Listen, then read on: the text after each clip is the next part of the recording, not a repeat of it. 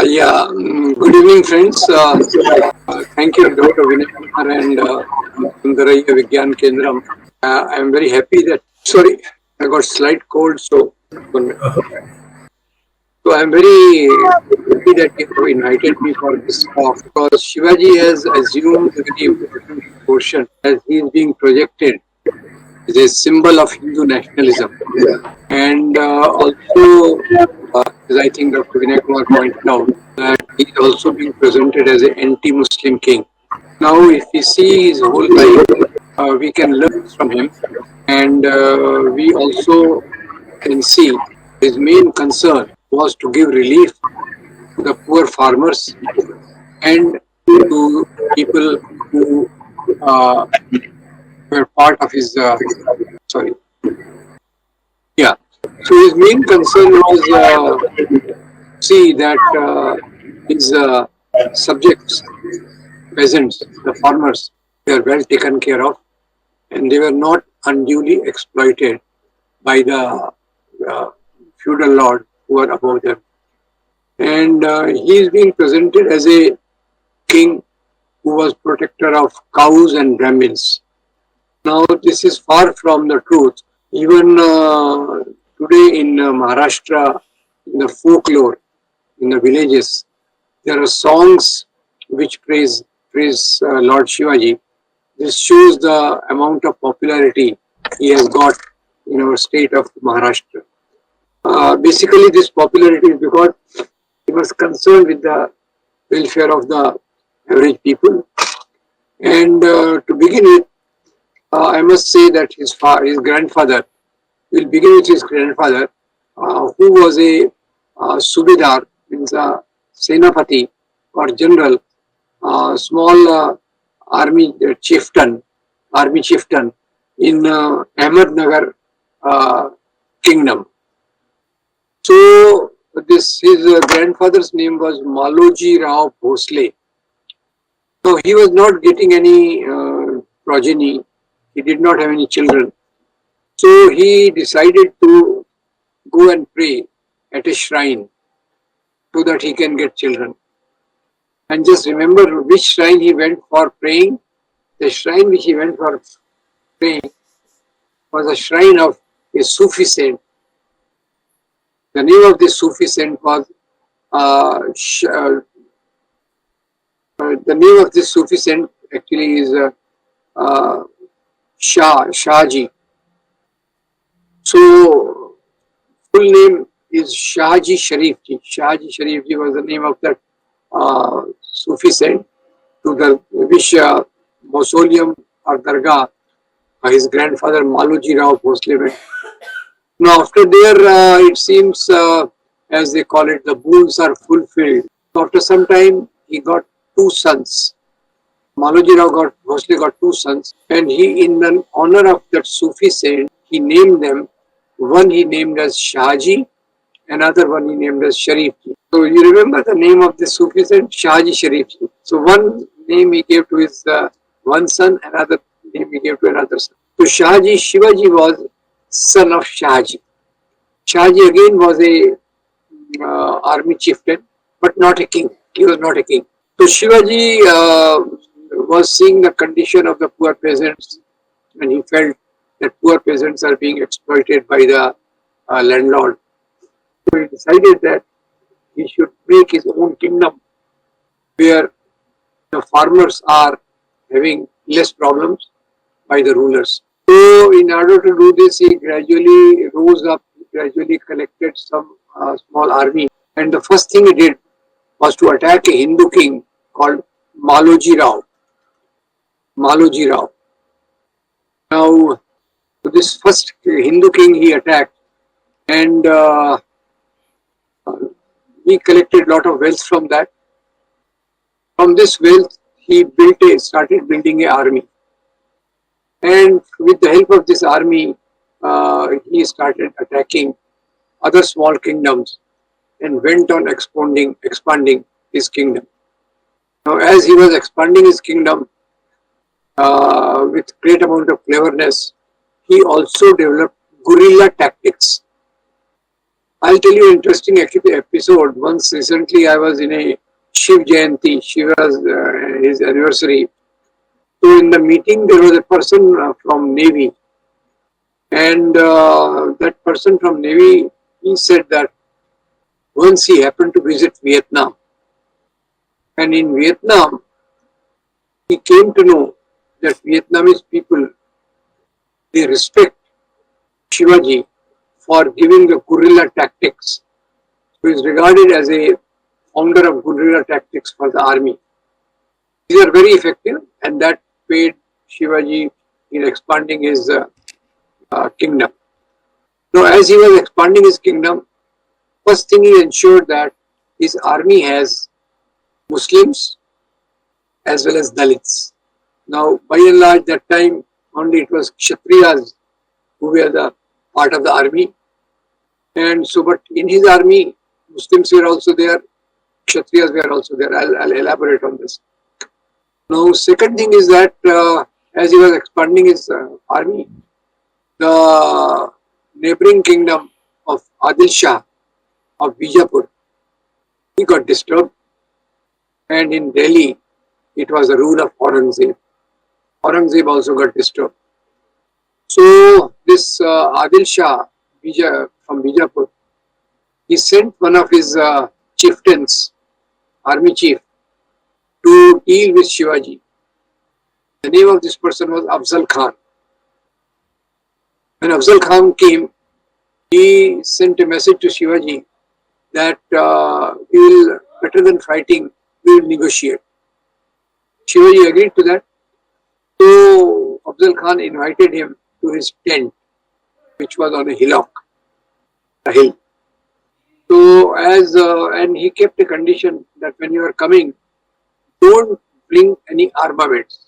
We will have discussion. We don't have to need any armaments with us. Shivaji agreed, and he decided he was going. When he was going, one of his generals came, one of his bodyguards came, and he told Shivaji that, "Sir, where are you going?" He asked him. So Shivaji told that he is going to meet Afzal Khan. Then he asked him, "Where is your sword? Where is your sword?" So Shivaji said that we are going to meet without any armaments.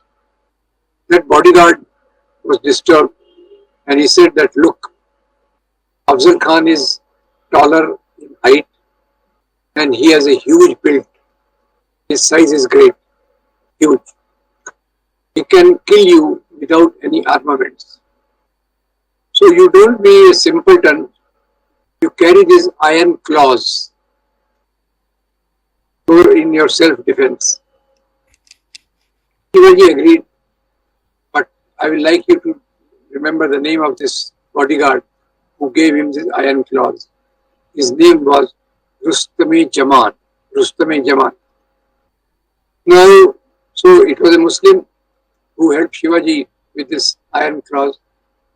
When Shivaji went, Afzal Khan was waiting for him, and as Afzal Khan went near him, he betrayed him, and he immediately attacked Shivaji.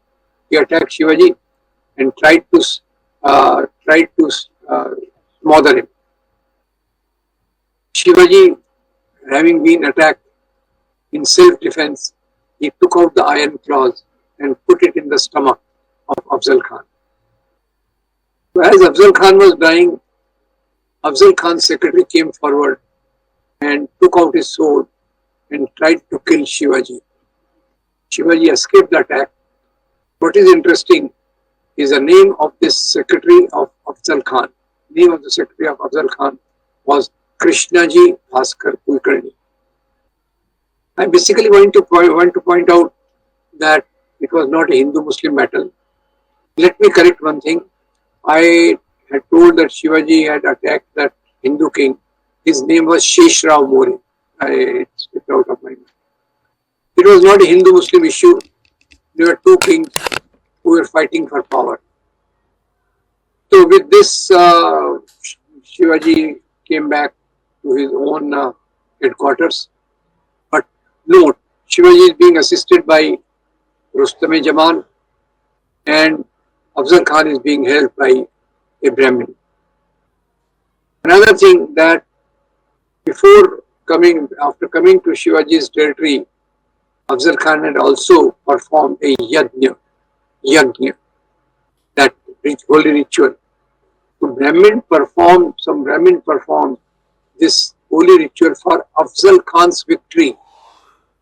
So again, the point that it is not a Hindu-Muslim issue. Now, second thing is here from Delhi, Aurangzeb was also getting disturbed. Aurangzeb sent his army to deal with Shivaji. And the person who was leading this army of Aurangzeb was Raja Jai Singh. So again, please note that Aurangzeb directly did not confront Shivaji. It was Jai Singh, Raja Jai Singh, who was a Rajput, who was a general of Shivaji, who had come to confront Shivaji. Of course, he also convinced Shivaji to go and talk to Aurangzeb. Shivaji had agreed. Shivaji went to the Aurangzeb's court. That day happened to be Aurangzeb's birthday, and many people were offering gifts to Aurangzeb. Aurangzeb ignored Shivaji and asked him to stand in the last queue, last line of the low ranking kings, because that time kings had a ranking. It was in Hindi called Pachazari. So Pachazari was low. So Shivaji felt offended and he rebelled at that time, because of which he was imprisoned by Aurangzeb. He was kept in the Agra fort in Agra, but Shivaji, with his cleverness, escaped from the fort and came back to his own. Now, so this is first point which I want to make, that it was not a Hindu-Muslim issue. Secondly, I must say, as Shivaji's grandfather was a follower of Shivaji Sharif ji, as Shivaji first attacked Sheshrao More to plunder his wealth, same way Shivaji had a great amount of respect. He had a great amount of respect for a Sufi saint called Hazrat Baba Yaqut. Hazrat Baba Yaqut. This name of the Sufi saint to whom Shivaji offered a lot of respect. Thirdly, I must tell you an incident where Shivaji's army went to plunder in a place near our Bombay called Kalyan, Basim. Now, I must point out here that when we glorify the kings, we should also remember that kings were ruling primarily for power. Kings were ruling for extracting the what is called taxes from the poor peasant. And king's armies, they were going out of the king's territory and they were plundering other areas. That was a norm with the kings. So let's not glorify kings beyond a point. Shivaji's army also went to plunder Surat, because Surat was a place rich with money, because it was an export city and a lot of Hindu traders were also there. So Shivaji's army plundered it for 18 days. But the interesting thing is that to his army, Shivaji had given an instruction that when you are plundering, please ensure that no holy book is insulted. If the holy book belongs to the person of other religion, with due respect, you give to the person of other religion. So that is some sort of a thing which Akbar also had, respect for different religions. He also had instructed his army that in Surat there is a church of Father Ambrose Pinto, ashram of Father Ambrose Pinto. No harm should be done to that place. Now, thirdly, coming to Shivaji's own, he built many forts, and I'll tell the story of one fort in Raigad. I myself had visited it. In Raigad, when we go inside the fort, first we see a temple, Lord Jagdishwar's temple. But slight at distance, there is also a mosque. That mosque was built by Shivaji. Why? Because Shivaji had a clear idea that my subjects are Hindus as well as Muslims. So if the Muslim subjects come to see me, they should also have a place to worship if it is a place of their worship. Third thing I must say that I was talking of Afzal Khan. So when he killed Afzal Khan, because Afzal Khan had attacked him, so after the death of Afzal Khan, Shivaji specially got tomb of Afzal Khan built. This is his big-heartedness. Afzal Khan was his enemy. Afzal Khan was also a person of stature. So his dargah, his tomb was built by Shivaji. Interestingly, many times later on people tried to destroy that tomb. But then when they were told that this tomb was built by Afzal Khan, that tomb is spared and it is still very much there. Now the third point which we should know, that Shivaji's army had many generals. In this many generals, there were around 12 generals. People still take out procession in Sangli and other districts of these 12 Muslim generals who were part of Shivaji's army. Nearly one-third of Shivaji's army was constituted by Muslims, so it was not a Hindu-Muslim issue. And these Muslims also who were there, they were very loyal to Shivaji. One of them was in charge of Shivaji's naval division. Another was in charge of his what you call Topkhana, means cannon division. So he had Muslims in high positions also, to the extent that his confidential secretary was Maulana Haider Ali. So these are various points which we should remember about Shivaji. And lastly, when Shivaji's army was going from one place to another, Shivaji had instructed them that when you are going from one place to other, on the way there may be plots of land, farmers. You should not damage farmers' crops. You should not damage farmers' crops. And if you need the food grains, you should buy it from the farmers at the market price. At the market price. So don't try to exploit the farmers because you are the army of the king. So these were the virtues which are very important. And one last point which I will say, once his army had gone to Kalyan, Subedar, and there the army, as the armies generally do, they plunder wealth. In addition, they pick up the women also of the enemy area. Now, so in Kalyan, they picked up a woman who was very beautiful, who was daughter-in-law of Basim Kalyan, that local chief, and they brought her to Shivaji Maharaj as a gift. They said, "Sir, we have brought this gift for you." Shivaji got very infuriated. He felt, how can you insult a woman like this? She is like my mother.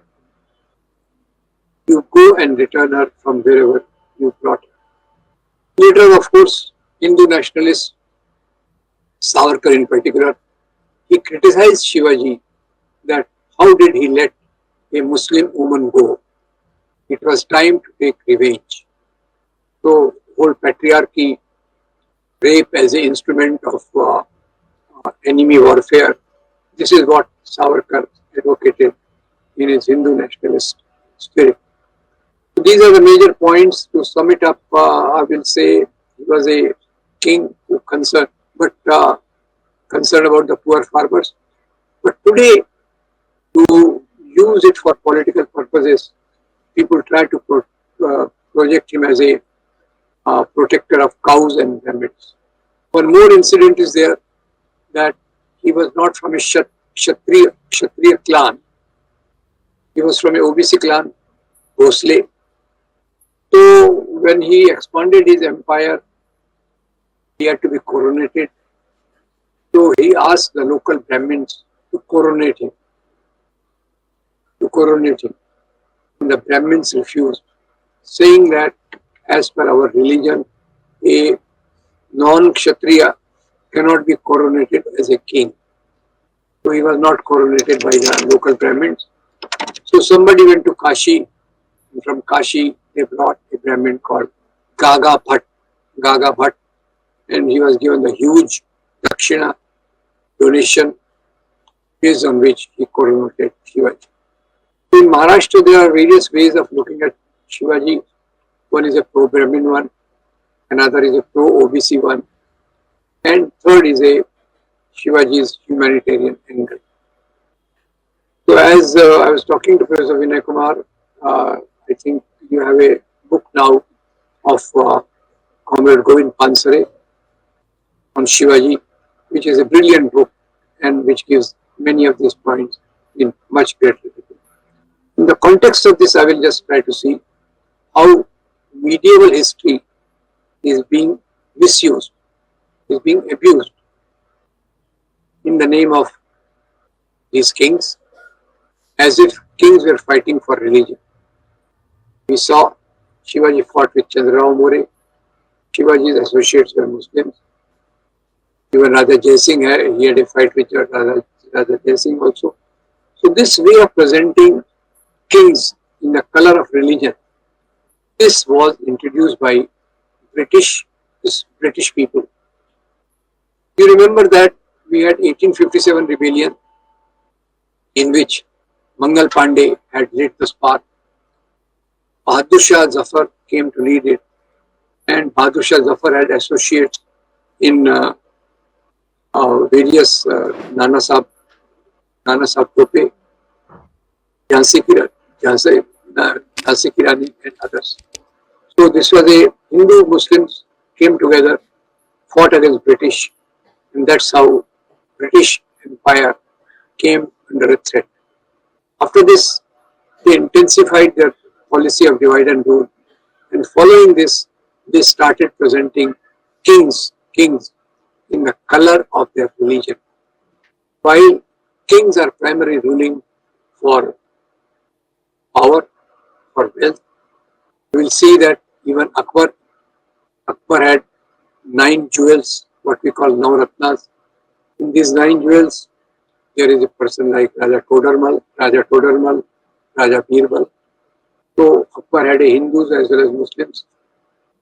Akbar's battle with Rana Pratap is many times given a religious color. This is totally fallacious, as we see Akbar on one side. This battle took place in Haldighati, Rajasthan.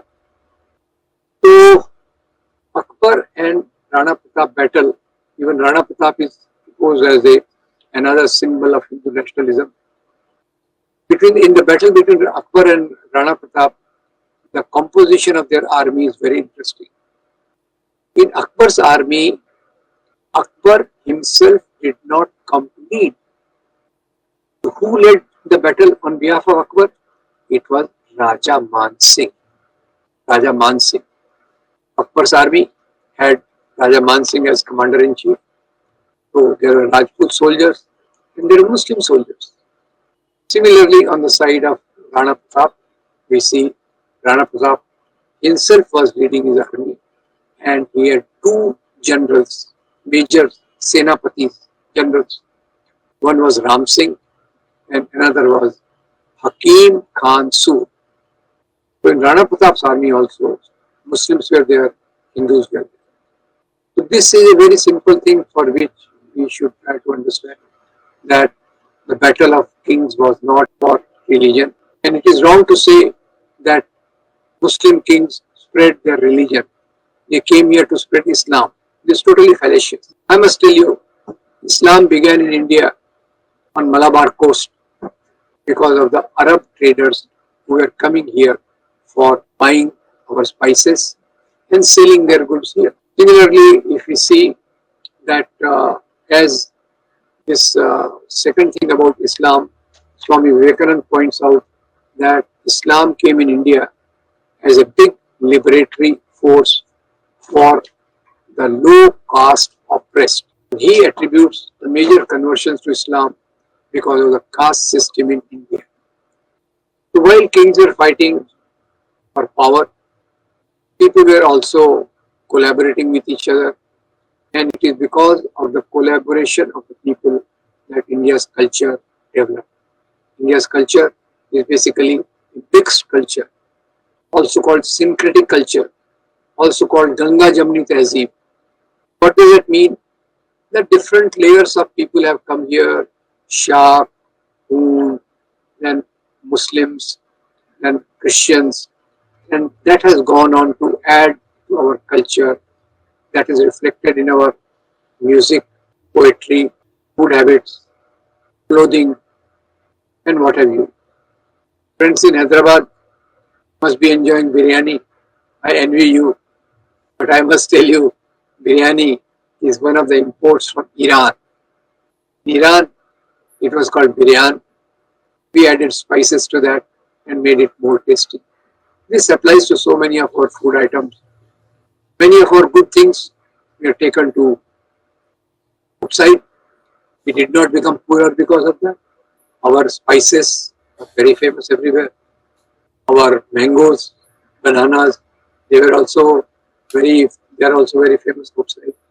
So it is an interaction of cultures which enriches the society and makes it more prosperous. Now this way of looking at Shivaji is a part of communal historiography. The national historians, the national leaders like Gandhi and Nehru, they never looked at history through the prism of religion. Gandhi said that under Muslim kings, Hindus were flourishing. Under Hindu kings, Muslims were flourishing. And Jawaharlal Nehru takes it further to say that our culture is basically a mixed one. Our clothing, food habits, poetry, and so many things. But this communal view of history is taken up by, on one side, Muslim League, on the other side, Hindu Mahasabha and RSS. I'll tell you an interesting thing, that in India now things are worsening, but in Pakistan things worsened much more. In Pakistan also, they removed all the mention of interaction with Hindus in the textbooks. From the textbooks, Hindus are not mentioned, Hindu kings are not mentioned, Hindu culture is not mentioned. The result is that the hatred for Hindus in Pakistan is very intense. The aim of presenting Shivaji in a Brahminical, Hinduized culture, communal culture, is to create hatred against Muslims. This hatred is the foundation on which communal violence is orchestrated, and it is because of this communal violence that there is polarization in the society, and the communal party becomes stronger and stronger after such types of violence. So what do we learn from Shivaji? We learn from Shivaji, number one, respect for all religions. Number two, concern for the subjects of the state. Number three, the welfare of the poor farmers. Number four, we also have to learn that religion is not the dividing point. Religions, moral values, they are the uniting things. The way Shivaji Maharaj was a follower of Hazrat Baba Yakut, it was uniting point for our culture. While what divides us is politics in the name of religion. Today, unfortunately, whole of North India is reeking with politics in the name of religion. There is a difference between morality of religion on one side and politics in the name of religion. What is going on in Pakistan is not Islam. It is politics in the name of Islam. What is increasing in North India in particular, I'm glad South India is still not so much in grip of that, though there is always a fear that these forces will come up. And that is not the inclusive Hinduism of Gandhi or Kabir. That is not the inclusive Hinduism which majority of the people practice. That is the Hindu nationalism, use of Hinduism for mobilizing people around the issue of temple, cow, Garvaksi, jihad, and so many other things. These are the issues which we have to keep aside, and we have to bring the issues of people's welfare related to bread, butter, shelter, employment, health, and health, social welfare, and rights of the weaker sections of society. So, these communalists who spread their wings, they spread their wings by raising emotive issues. So, for a long time in Maharashtra, they tried to use Shivaji as a divisive figure. Many times they incited riots, communal violence in the name of Shivaji. Whenever violence is orchestrated on such issues, the people who instigate riots, they become politically stronger. So this is their standard technique. One, to spread hatred against religious minorities. Two, to glorify the ancient social norms which are given in Manusmriti. These are the two foundations of communal politics. And they use this communal historiography to spread hatred against today's Muslims. And also they use other things against Christians. On third side, they undertake policies which are detrimental to the rights of Dalits, Adivasi, and women. These are the three major hallmarks of that communal politics, which tries to project Shivaji as anti-Muslim, which tries to project Shivaji as as protector of Hindu religion. He was a protector of his subjects, irrespective of Hindus or Muslims. So, friends, I will welcome your questions, but mainly my submission is that uh, today, if we see the history from the angle of a objective, rational history, it will become clear. Shivaji was a great king. He had great values, but it was not Hindu nationalism. Third point also, we remember that at the time of kings, the word nationalism cannot be employed. Nationalism cannot be employed in the time of kings. There were kingdoms. To think that they are the representatives of nationalism is misplaced. They are our heritage. We are not from that, but they cannot be called as symbols of our nationalism.